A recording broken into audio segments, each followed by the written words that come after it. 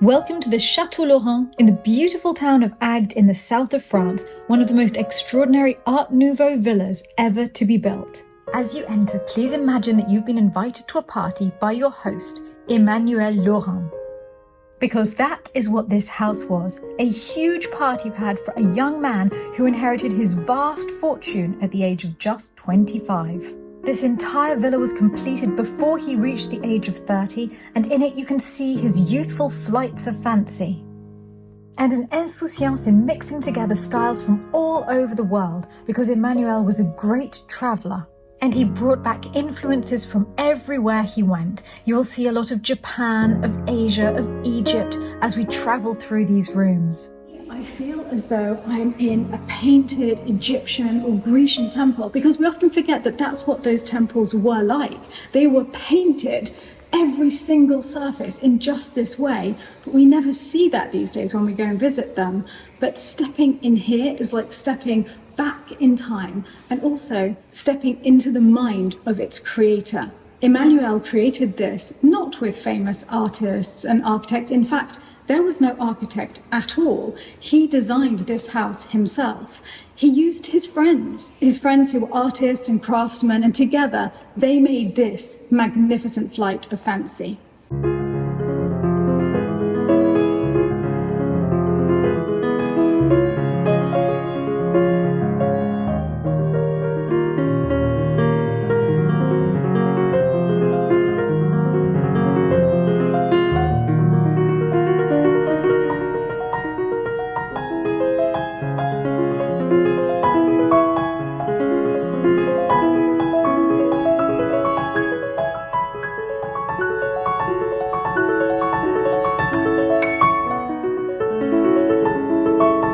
Admittedly, maybe he should have used an architect, because he didn't put much thought into the foundations of the house. And when the restorers came to restore this, it took many, many years. One of the major problems is that the foundations were crumbling, and that's why this floor is rather undulating. And it took 6 years of work just on the foundations before they could even start on restoring all of the magnificent paintwork. It was a vast restoration process, and they have decided to bring it back to the way it was when Emanuel had it made.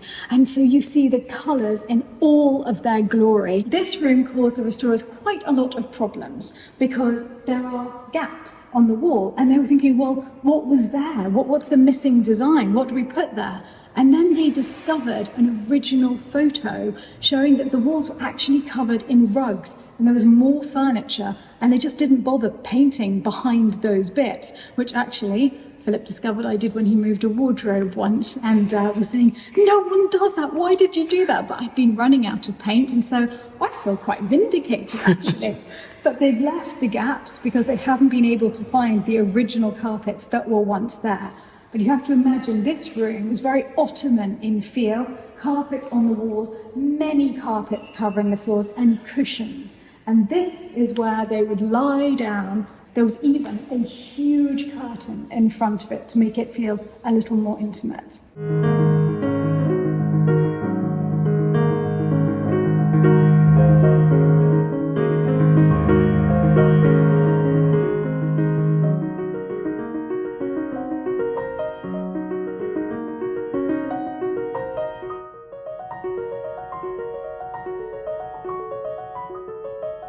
We are standing in the Lavish dining room, which is like a fruit-laden orchard. And here you can really see the attention to detail that Emanuel and his designers and painters and craftsmen had. Even the door hinges are actually in the shape of little snakes. The doors would originally have been covered with beautiful tooled leather work, creating wonderful scenes, but they've been lost, and there are no archival photos from this room to show the restorers what they looked like, so for the moment they can't replace them. Here you can see a radiator with a plate warmer in it, and a lot of the patterns in this room were actually based on the designs found on this radiator. If you look closely on top, you will see that there are scallop shells, which are then repeated in the wooden motifs on the panelling all the way around the room. And on the sides of the radiator, you get swirling fronds that continue either side of the lemon trees on the painted walls.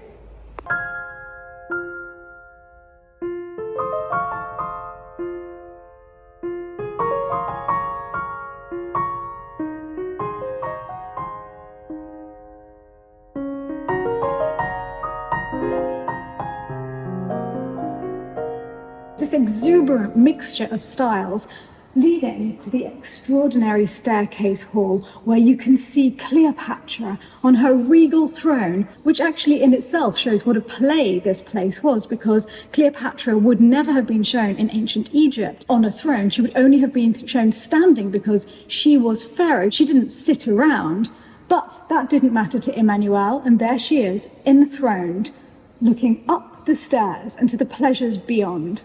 Because this was a house built entirely for pleasure, and some of the photos that exist from that time show Emanuel and his friends, even the mayor of the town at the time, lying around on sofas, surrounded by half-empty glasses of alcohol, smoking opium.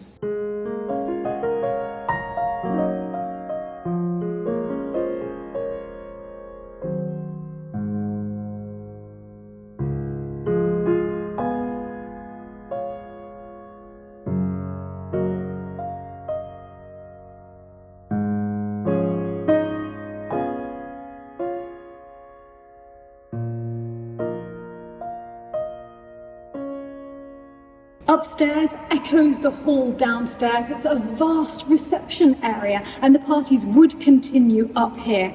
Though this enormous house only had 3 guest bedrooms, so I think the guests were supposed to just party the night away and not bother going to sleep. And during the parties, can you imagine the view of the stars that you would get looking up through the roof light? It floods the space with sun during the day, but at night must have been equally magnificent. This hall contains many secret doors, and now most of them were going to service areas, to the rooms that the domestic used, to cupboards, but there is one here that was leading to a much more important room, and that was Emanuel's laboratory.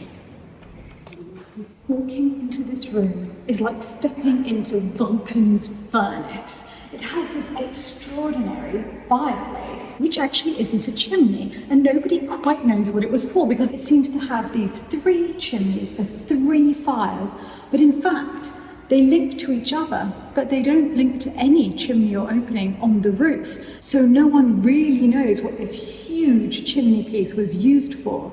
And if you look up to the ceiling, it's as though the flames are flickering across it there. And there is a frieze depicting the Egyptian god Anubis. And he is the god that would take people through and guide them into the afterlife. So is that the theme going on in this room?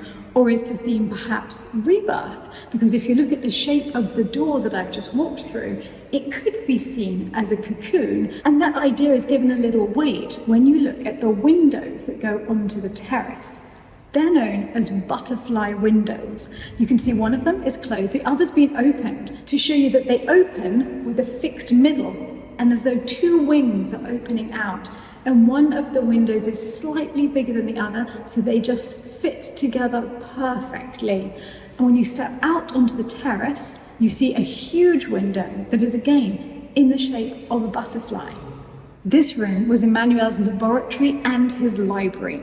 Emanuel had been a medical student when he, at the age of 25, received his vast fortune. Later in his life, he was working on a thesis on electrical arcs, and you can see an example of them here because there are several machines in this room that represent Emanuel's interests, the sort of experiments that he would have been doing in here. I love these. It feels like magic. Isn't that amazing? The room is dominated by these vast and very beautiful windows, and they look out onto a railway track. You might think, oh, what a shame, he built this beautiful mansion and then they spoilt it by building the railway. No, the railway actually arrived here in the 1850s, long before Emanuel built this mansion. But in those days, railways were seen as a huge leap forward for mankind, a vast technological innovation and quite a luxury. Emanuel very specifically chose to look down onto the railway from his laboratory. And if you look at the pattern on the windows, they could be read either as a beautiful sun with rays coming out of it, Or it could be seen as the front of a steam engine with almost swirls of smoke puffing around it. And in fact, a family who knew Emanuel came and told the people who were working on this restoration that he actually used to run alongside the train that had to go very, very slowly here because it was in town, and leap onto it so he could just hitch rides onto any trains that he wanted.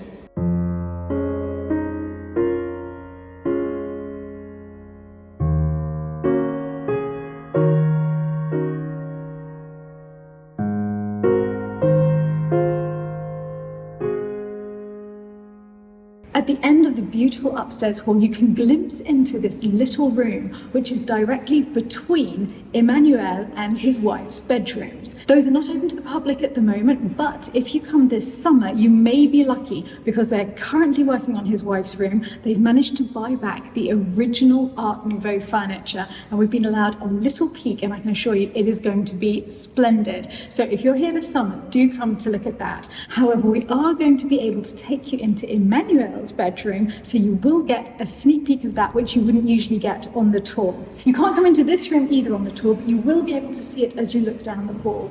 And this is the room where the lovers would meet for breakfast or perhaps afternoon tea, and they could go to stroll on their terrace together. But before it became a little nest for the marital couple, it was actually lived in by the painter, the decorative painter who did all of the paintwork here, Eugène Decour. He was a friend of Emanuel's. He wasn't famous in his day. He was actually just a house painter, though he did go on to do other things once he'd done this. And you can't believe that this is almost entirely the job of one decorative painter. They believe he probably had some help, but for the most part, it was one man. It was Eugène. And this is the room that he slept in whilst he was tackling this monumental project. Should we go and see the view that they would have had stepping onto the terrace? This is not even full summer. I can't imagine what it must be like then. It is spectacular. And as you can see, it's almost like being at the top of an ancient Egyptian temple, and this entire front section of the house is absolutely typical of the entire mansion because it's a mixture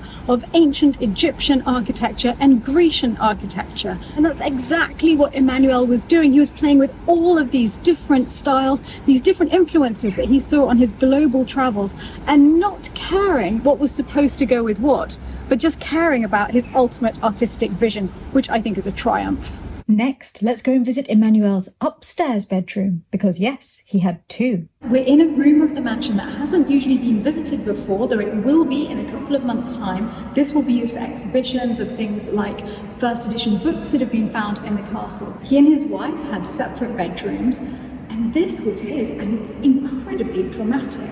The meaning behind the wall paintings has been lost over time. These are the paintings that were here, and it almost seems that those beautiful flowers are coming out of slightly diabolical flames. And stranger still, the frieze going around the room is of bats. He had his very own bat cave. He would have had a magnificent bed here, but unfortunately it's been lost, and they believed it was actually cut up and sold for the wood. He also had his own bathroom just off here. But there is a far more spectacular bathroom in this chateau that we'll be seeing later. And now let's go back downstairs to the sanctum sanctorum of this chateau. We are walking into the inner sanctum, Emanuel's private apartment, because although he had a bedroom and his wife had a bedroom in the main castle, this is where they actually lived. That was almost more like the state areas of the castle, where they would have parties, where they would entertain. But for daily life, they were in this apartment. And this is his study, which is dominated by a vast stained glass window that was originally exhibited at the Great Exhibition either in Paris or in Brussels, no one's too sure, but he saw it and he bought it and he built this room around it. The stained glass window itself is all about the sea. Emanuel, obviously a great traveller, very drawn to the sea. On one side you can see a ship on a stormy sea. On the other side, there is an old man looking out wistfully at the sea, maybe remembering his days of travels or his days as a fisherman. And in the center, there is an evil-looking mermaid about to steal a boy from his mother. And at their feet, you can see a body that may be the husband, we're not too sure, but it's as though he is being called to the sea as so many men before him. They're very lucky to have many of Emanuel's original pieces of furniture in this room. It's dominated by an enormous desk, and like the other bits of furniture in the house, it has an inlay of leather. It almost looks like wood. It's been tooled so perfectly to create, in this case, a setting sun scene. But what I love is that you can see the old ink stains and the places where he's put his mug down. All these little stains that Philip gets so cross with me when I do this to my desk at home, but that I think show the traces of the life that was lived here. He clearly couldn't afford any coasters.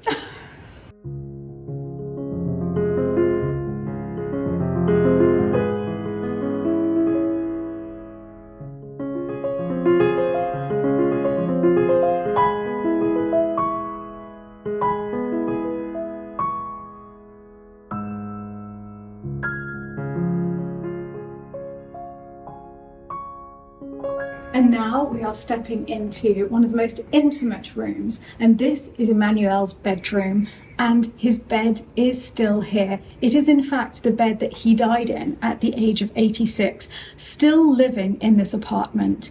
He lost his entire fortune in the financial crash in the 1920s, and he sold the castle then, but as a viager. This is very unusual in other countries, but in France used to be quite common. And it's when somebody sells the castle to someone, but they retain the right to live in it. And they're given a lump sum on the sale, and they're given a little bit more money every year until their death.